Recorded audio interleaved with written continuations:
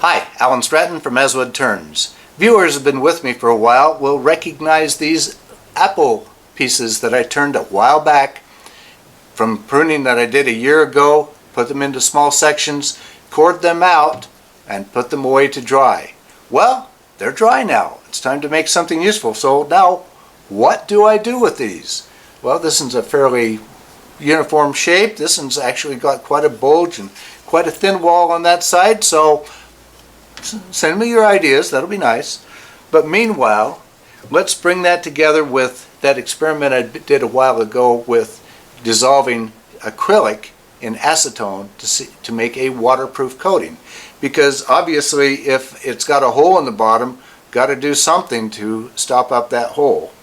So let's take this mug, put an insert in the bottom, and we'll shape it out, and then it'll be available to be waterproofed and turned into a nice rustic mug for my apple cider. While there is distortion in the tenons from drying, they are good enough to start with.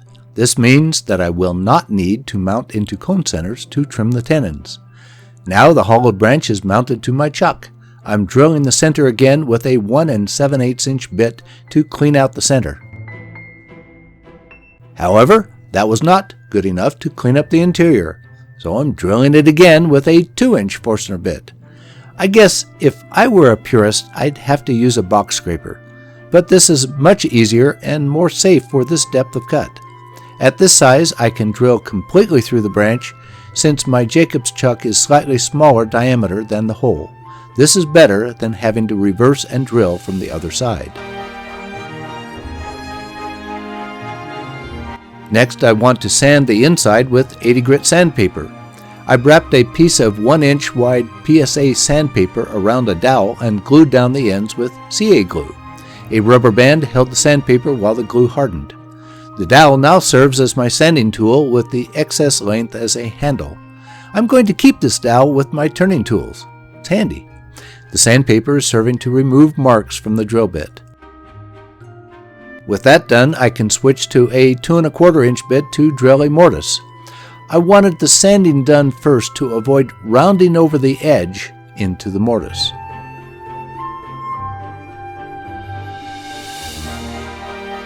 Next, I need to fill the bottom of the hole. I don't have any matching apple. This is hazelnut. I think the contrast will serve nicely with the applewood. I'm mounting the hazelnut to a small threaded wood faceplate with double stick tape. To avoid marring the wood, I've cushioned the live center with a rubber stopper drilled to fit over it. I'll keep the live center in place while I do the heavy cutting and the tape sets firmly. Then, this is a matter of fitting the disc to the mortise in the bottom of the mug.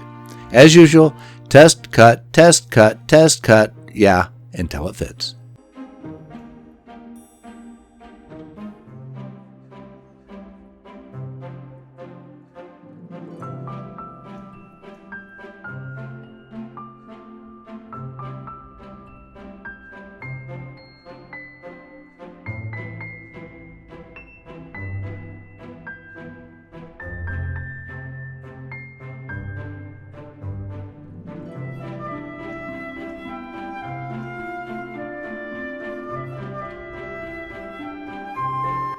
Now I've reversed the mug using that mortise for an expansion hold to the chuck. I need to shape the mug's lip. I pulled another threaded wood faceplate from my growing pile of faceplates to put on the live center. Actually, this PSI live center has a 1-inch thread, but an adapter takes it up to the 1 1/4 for the faceplate. I'm liking this live center for custom live center items. I can make any shape that I want to use as a live center support.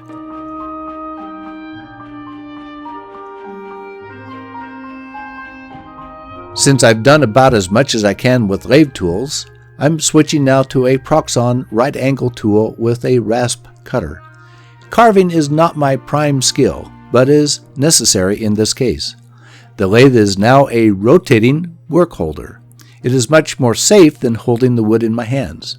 I'm carving away an old dry knot on one side. My face shield keeps the chips from my eyes.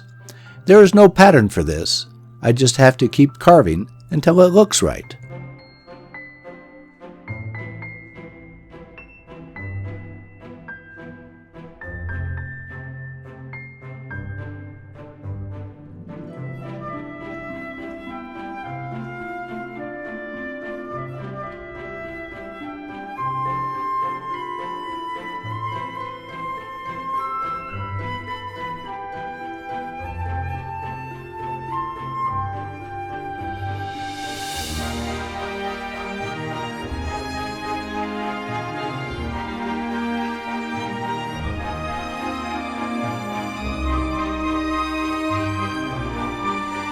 But I cannot get in tight with the right angle tool.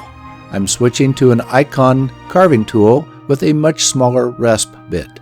With this, I can make a tighter curve and hollow out the handle. After carving, some hand sanding is required, starting with 80 grit to remove the rasp scratches.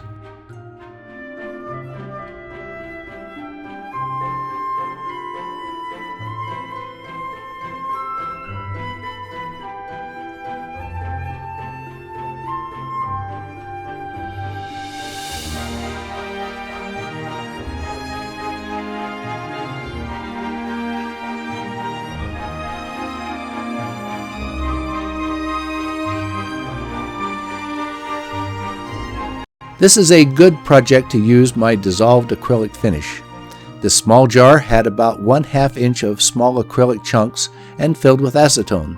After a while, I actually don't know how long because I did not monitor it daily, then I used it on the test project a while ago. Then I left it on the shelf. Most of the acetone evaporated, leaving the acrylic as a somewhat hard chunk in the bottom. I added acetone again, waited a couple of weeks, stirred it, and topped off the acetone. That salvaged this batch. It now has the consistency of heavy syrup.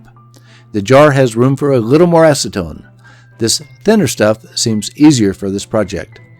If you use this mix, remember that acetone is extremely flammable. Please act accordingly for your safety and your property's safety.